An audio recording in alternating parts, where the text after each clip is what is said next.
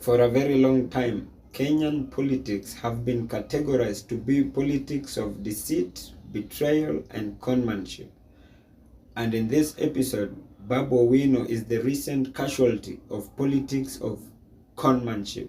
But before we dissect into Babu Owino's issue, if you're watching me for the very first time, kindly please just consider hitting on the subscribe button.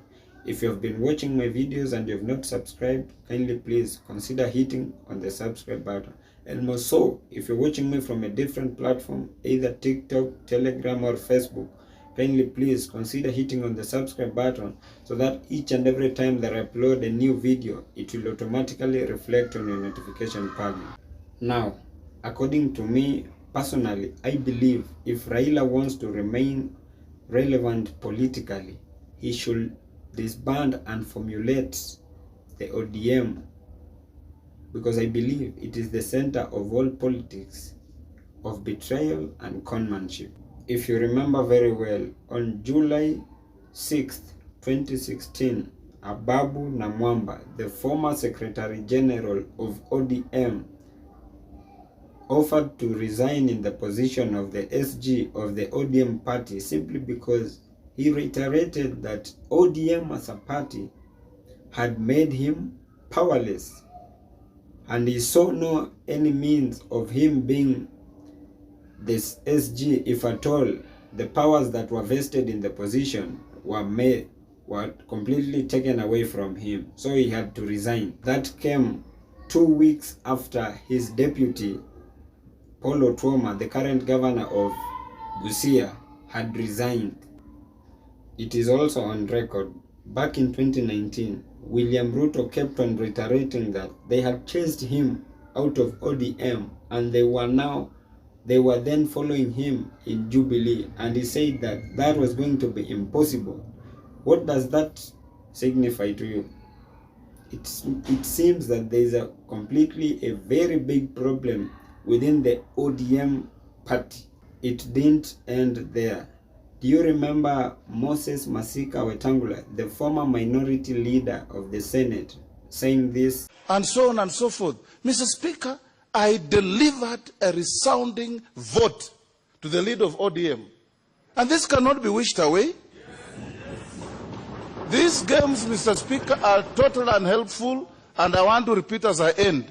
If anybody wants a divorce, it will be noisy, it will be messy, it will be unhelpful, and it will have casualties, Mr. Speaker.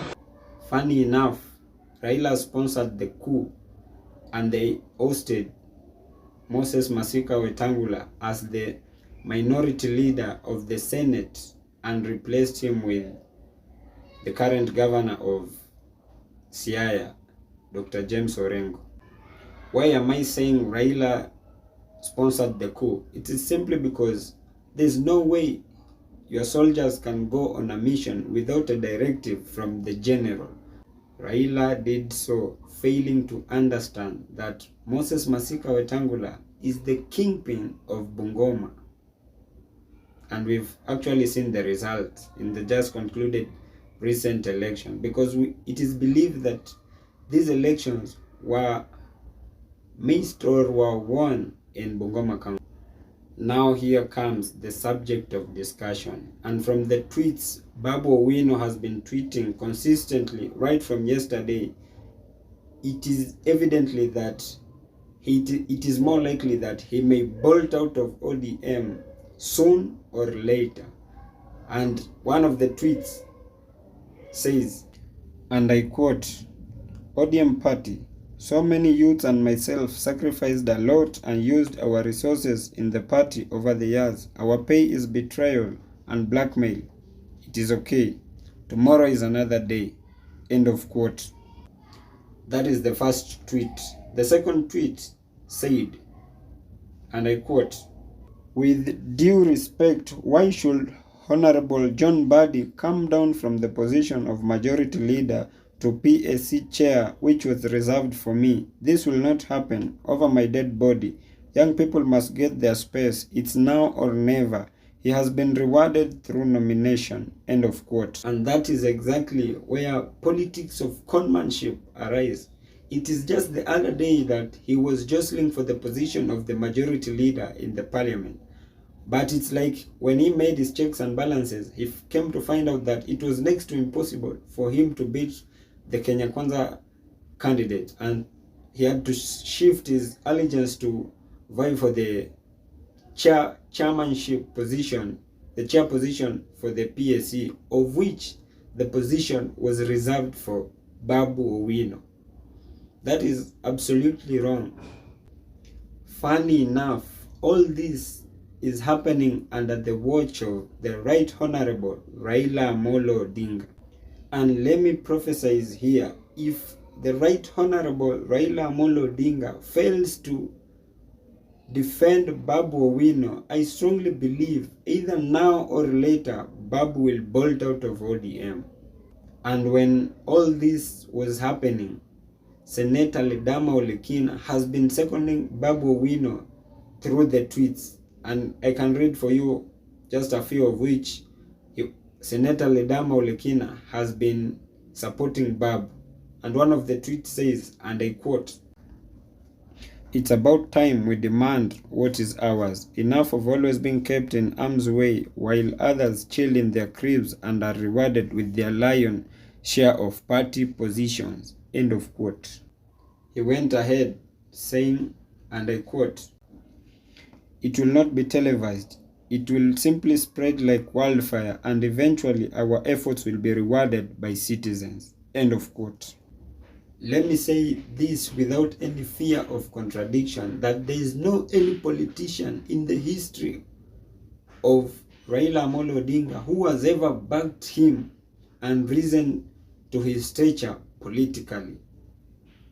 But it is either you bolt out and form other wings so that you can build yourself politically, or it is either you continue playing under his shadow, of which you will remain politically irrelevant. And a good example is the right handman of Raila, Kalonzo Musyoka.